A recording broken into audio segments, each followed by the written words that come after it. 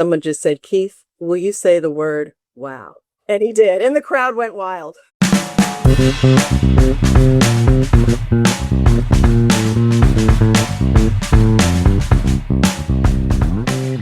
Welcome to Daily Variety, your daily dose of news and analysis for entertainment industry insiders. It's Wednesday, August 19th, 2026. I'm your host, Cynthia Littleton. I am co-editor-in-chief of Variety alongside Ramin Satuda. I'm in LA, he's in New York, and Variety has reporters around the world covering the business of entertainment. On today's episode, as part of Variety's ongoing NBC 100 Centennial series, we'll hear from Dateline stewards Liz Cole and Paul Ryan. That was Liz Cole you heard in the cold open, talking about Dateline's signature voice, gravelly Keith Morrison, and the kind of fan reaction that they received last fall in Nashville at the first ever Dateline Live fan event.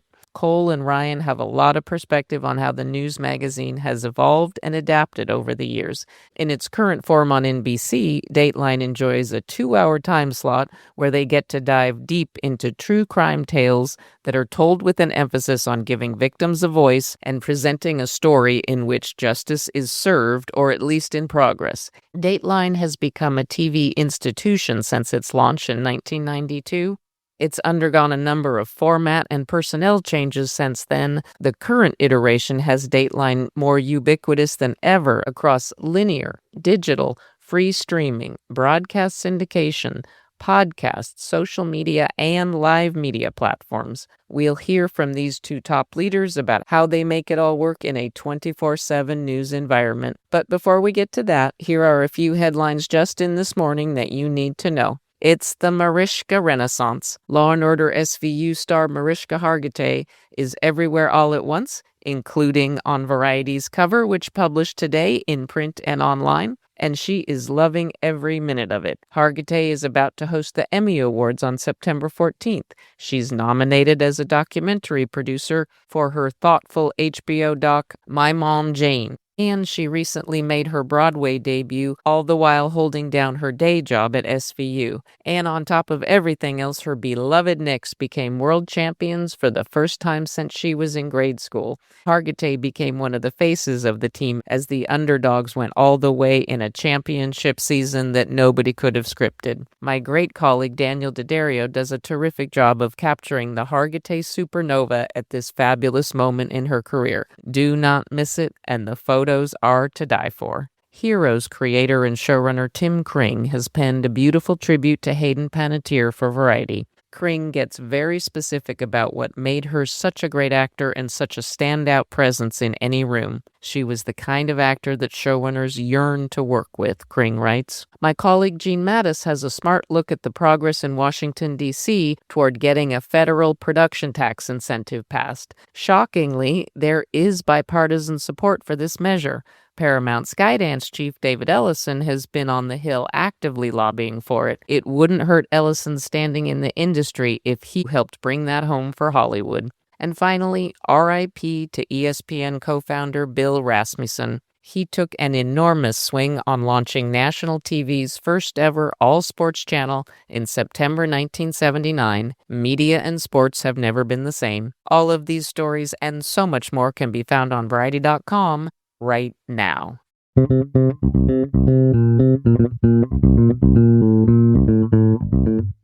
And now it's time for conversations with industry leaders about news and trends in show business. I'm Lester Holt, and this is Dateline.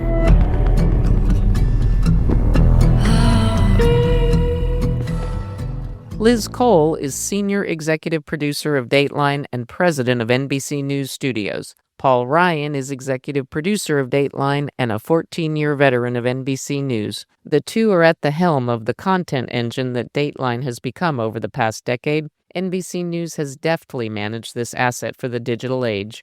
They make the most of Dateline's vast archive, and they've made sure that the brand is vibrant in all manner of media spaces. Dateline's reach is truly astounding.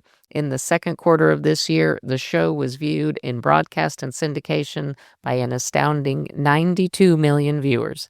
When you add in the digital footprint, it comes to a little more than 28 billion minutes of Dateline consumed in the second quarter. As Keith Morrison might say, wow. Paul Ryan and Liz Cole of Dateline. Thank you so much for joining me. Thank you. Dateline, which is one of those shows that is just, it's been ubiquitous for more than 35 years. What fundamentally allowed Dateline to be this incredible engine of content in new formats and new arenas for NBC? What has driven that for Dateline? I think there are a couple of few key things.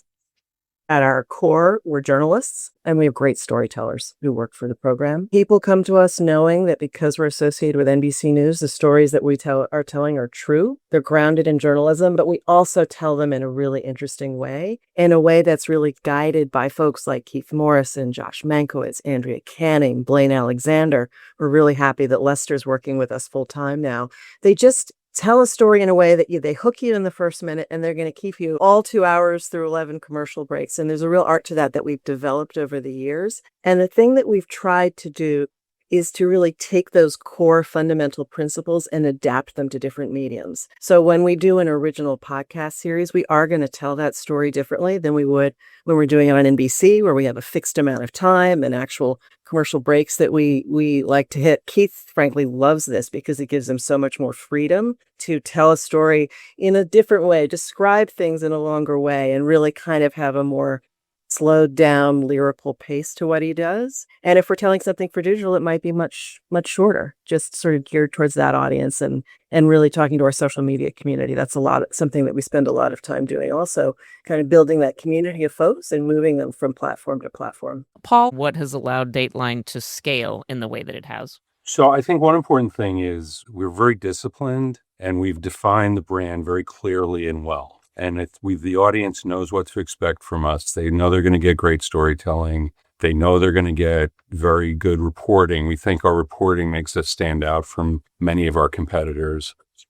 They know they can trust us. And they also know, very reliably, we're taking them on a journey to justice, and we're very much victims advocates and riding the story along with the people who are really in the throes of it and are really experiencing it sort of in real time because we're there. The other thing I think that's a huge benefit to us, and we're very lucky, is our staff. We have a staff of producers, especially, and editors who have been with the show quite a while, and they really, they communicate very well with each other. They like each other. They trust each other. And just to reiterate the correspondent thing, each correspondent has a voice, and like a Josh story is going to be a little different from a Blaine story, and people come to the show expecting, they like all of them really, but they're like, oh good, it's so-and-so's story tonight. He really gets into it, or Keith can really spin a tale in a way that like nobody else can. So I think that's just a huge advantage for us, and people really like and respect all our correspondents, but that's something that separates us from our competitors as well. You have so much time to dive into stories, and that, as everybody knows, is precious. You have an archive of 3,000 episodes and counting. There is so much material. How do you balance looking at, oh my God, there's a great story in the archive that we could dig into versus there's a million great stories that you want to chase now? Is that a balancing act?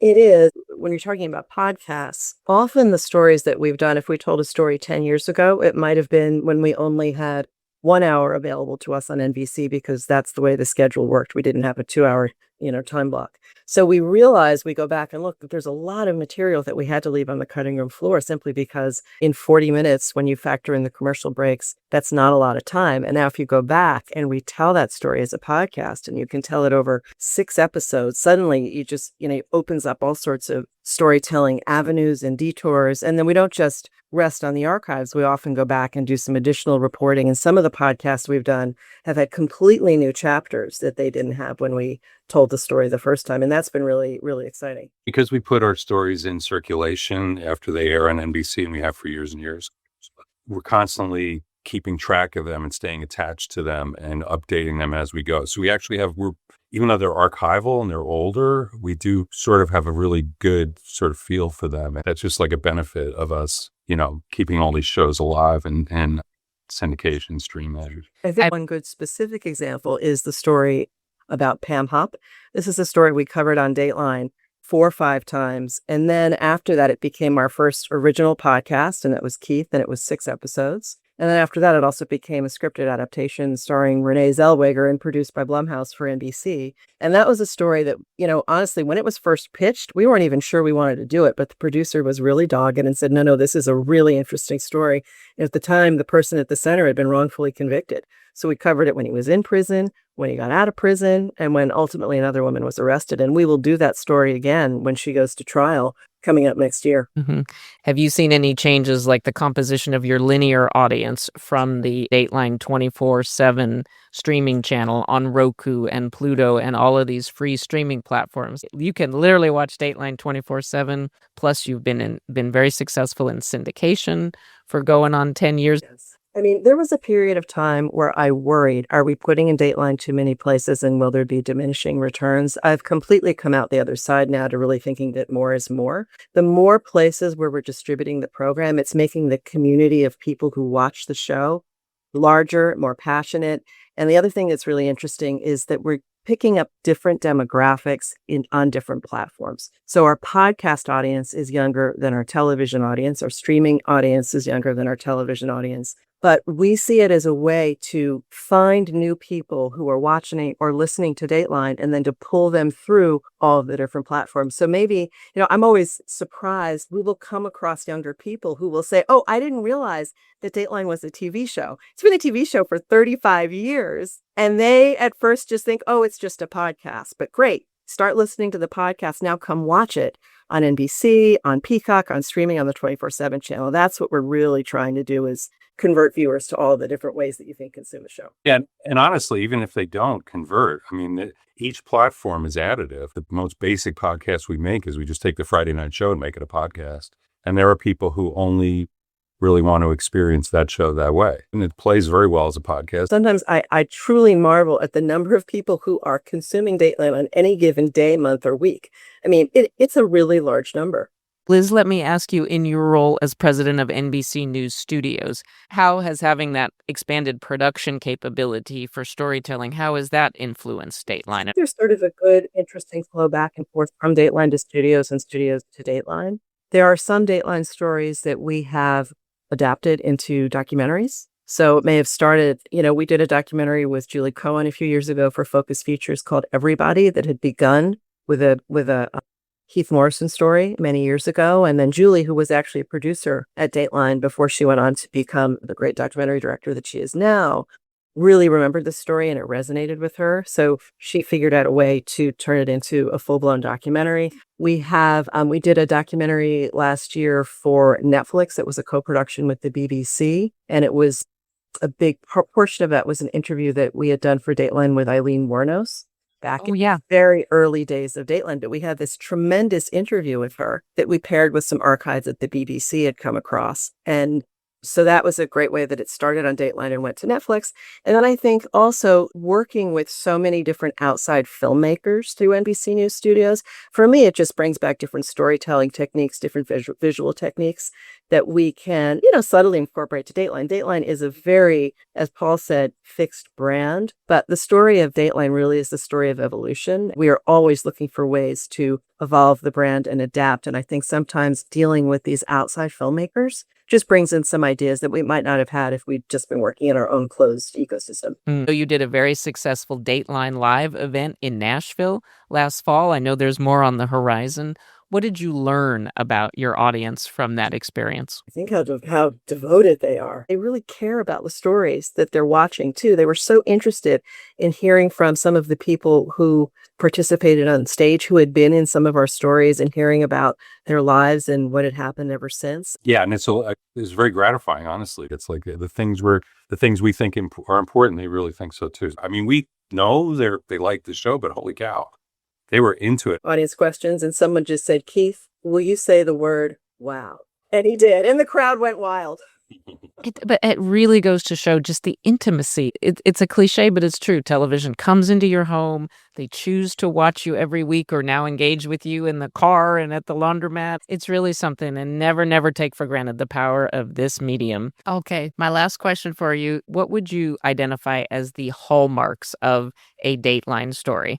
Obviously, there's a lot going on in the world every day, and even with 2 hours, you have to make choices. What are some of the elements that make for what you would say a classic Dateline story? I mean, people who are the victims' families, make them being relatable people, the kind of people whose plight you would really respond to, because they're just very good at articulating it, and they're inviting you into their life, and they're letting us document that. I'd say that, and also getting to justice by the end is very, very important. Our viewers do love resolution, and they like to see the process play out, and they want to see, justice for whoever deserves it in the case at hand. I think as part of doing that, and the journalistic part of doing that, is we shine a light on the criminal justice system and show how it works in a world where so much is uncertain these days, and there's things that don't feel firm anymore. I think it's very comforting for our viewers to watch that process play out and for justice to be done at the end. And I think that's something we try to provide, assuming the story gives it.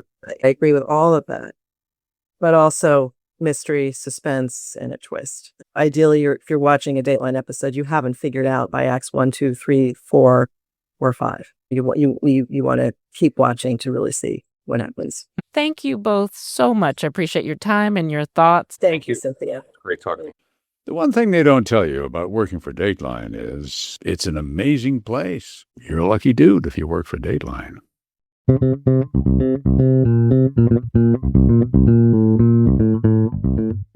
As we close out today's episode, here's a few things we're watching for. The Venice Film Festival is just around the corner. Variety will have a big contingent as usual on the Lido for the Sprocket Opera that runs September 2nd through the 12th. We will do dedicated print daily editions at the festival, as well as our usual complement of digital show dailies. Elsewhere in Europe, big Hollywood names are lining up for the Lumiere Summit that France is hosting on September 7th to examine the future of film. There's been a lot of jousting between France and the industry over regulations around film finance and exhibition. The rules have raised the ire of Netflix, Amazon, Paramount, Skydance, and others. Emmanuel Macron is bringing A-listers to the hamlet Saint-Paul-de-Vence, about halfway between Cannes and Nice, to chop it up. Variety will bring you full coverage of this event. We love to hear from our listeners, so please send thoughts, gripes, and other feedback about Daily Variety to podcasts@variety.com. Before we go, congrats to Adam Borston. He's been named General Manager of Watchtime Studios. That is a content production banner housed under Mr. Beast's Beast Industries company. Borston has spent the past 10 years at Studio 71, working with creators and podcasters at the digital distribution platform. Borston rose to co-CEO in 2020. Thanks for listening. This episode was written and reported by me, Cynthia Littleton. Sticks, Nicks, Hick, Picks. Please leave us a review at the podcast platform of your choice, and don't forget to tune in tomorrow for another episode of Daily Variety.